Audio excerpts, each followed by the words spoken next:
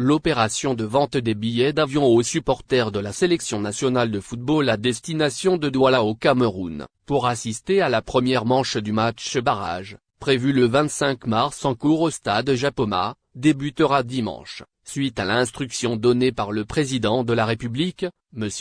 Abdelmadjid Tebboune à l'adresse du Premier ministre, Ayman Ben Abderrahmane, pour le lancement de cette opération.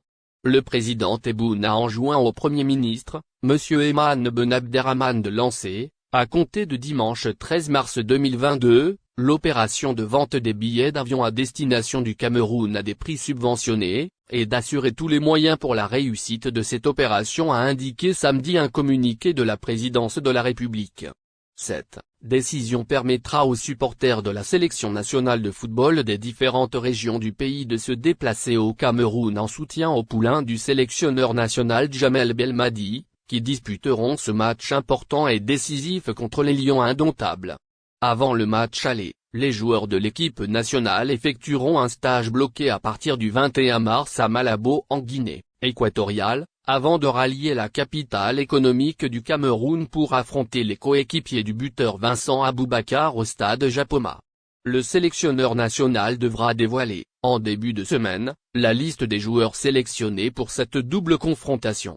Pour rappel, l'équipe nationale de football affrontera son homologue camerounaise, le vendredi 25 mars à 18h, heure algérienne, tandis que le match retour se jouera 4 jours plus tard, à savoir mardi 29 mars au stade Shahid Mustapha Tchaker de Blida à 20h30. Le vainqueur de cette double confrontation se qualifiera au Mondial 2022 au Qatar.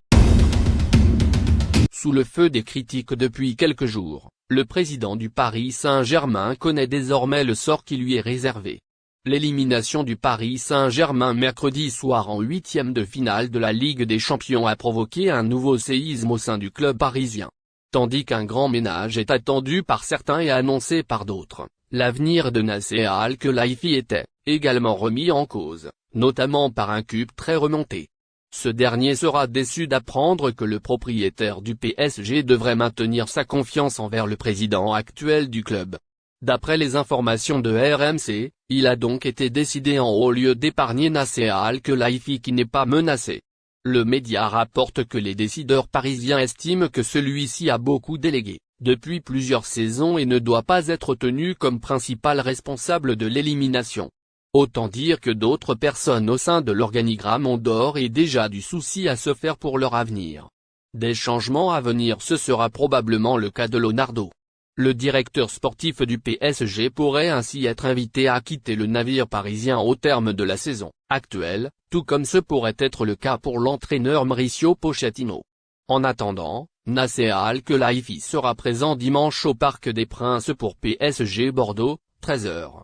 Il sera confronté à la colère du collectif Ultra Paris, CUP, qui a clairement demandé sa démission dans un récent communiqué.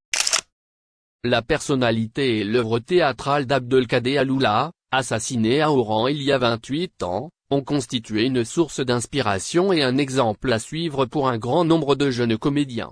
Abdelkader Aloula, victime d'un attentat le 10 mars 1994, alors qu'il se rendait, lors d'une soirée du mois de Ramadan, au théâtre d'Oran pour donner une conférence, fut très proche des jeunes, comme l'a souligne sa veuve Radja Aloula.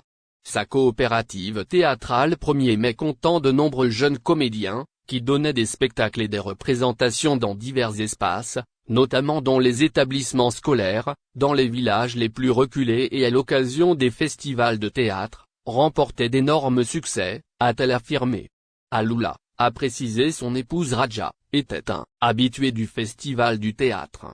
Il était accueilli comme un grand frère, n'hésitant pas à prodiguer conseils et orientations aux jeunes férus d'art des planches et aux autres artistes en matière de texte, de mise en scène et autres facettes de l'art scénique, a souligné sa veuve qui préside la fondation dédiée à son défunt époux.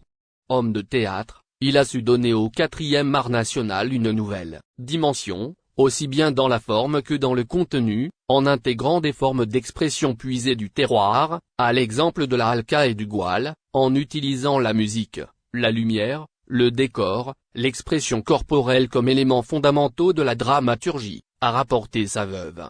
Aloula, a-t-elle affirmé, a su mieux que quiconque parler et faire parler les petites gens, les laissés pour compte, les hommes et les femmes broyés par les aléas de la vie.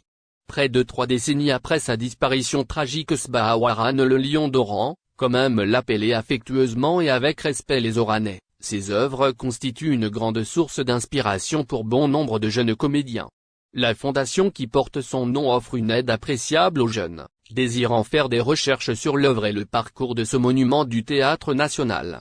Le metteur en scène Mohamed Belfadel a indiqué qu'Aloula accompagnait souvent les jeunes troupes des années 80 et 90, à l'instar du Théâtre des Travailleurs d'Oran, les associations et l'Amel, Amou Boutleli, Ibn Sina et Noujm, de véritables pépinières qui ont permis l'éclosion de bien de talents et d'exaltantes aventures. Son amour pour le 4e art l'incitait à encourager toutes les initiatives juvéniles. Les jeunes d'Oran et d'autres régions du pays le prenaient comme exemple et symbole. Dans cet article, Aloula a pu donner à sa personnalité plusieurs facettes, celle du comédien, de l'auteur et du metteur en scène, a affirmé Mohamed Belfadel. C'est Aloula qui m'a encouragé à m'investir dans le théâtre, reconnaît avec fierté Mohamed Mioubi, metteur en scène et président de l'association et l'Amel d'Oran. Il était toujours présent pour soutenir les jeunes comédiens. Il assistait au général de notre association et lui prodiguait conseils et orientations, a-t-il affirmé. J'ai beaucoup appris de lui notamment en matière d'art, a indiqué Mioubi, qui garde encore en mémoire l'une des recommandations de l'artiste. Avant d'être artiste, il faut s'armer de culture. Mohamed Mioubi a reconnu avoir beaucoup appris de l'expérience d'Aloula, notamment dans le monologue. Sa pièce Homme que Salim, adaptée du journal d'un fou de Nicolas Gogol, m'a motivé à suivre cet exemple. J'ai réussi à mettre en scène Narfi Aratna, un incendie dans notre quartier, s'est-il remémoré. Pour sa part, le comédien Samir Zemouri Mazouri a indiqué avoir découvert la halqa grâce aux œuvres d'Aloula. Ce qui m'a poussé à traduire en tamazight des tableaux de l'époustouflante interprétation de Djeloul Lefemi dans la pièce La Djouad, les généreux, du défunt homme de théâtre. Cette œuvre magistrale d'Aloula a été également traduite en tamazight et présentée au théâtre régional de Béjaïa. Abdelkader Aloula, natif de Gazaoué, Tlemcen, a fait ses études de dramaturgie et des arts du spectacle à Paris, France, avant de commencer la pratique théâtrale durant les années 50. Il fut l'un des premiers, aux côtés d'Ould Abderrahmane Kaki, à intégrer le Goual dans le théâtre de la halqa. Il avait notamment à son actif, entre autres, sa trilogie Le Goual, les Dires, La Jouade, Les Généreux, et l'Itam, Le Voile, et le Kobzak, Homme que Salim, Toufa, Les Pommes, Arlequin, Valet des 2 maîtres. Ce jeudi, un centre de ressources théâtrales Abdelkader Aloula a été inauguré au niveau du théâtre régional d'Oran qui porte le nom du défunt. Cette structure contient sa bibliothèque personnelle, ses documents, ses textes dramatiques, des thèses et des mémoires de fin d'études ayant pour thème de recherche son œuvre, des photos, des articles de presse et autres documents.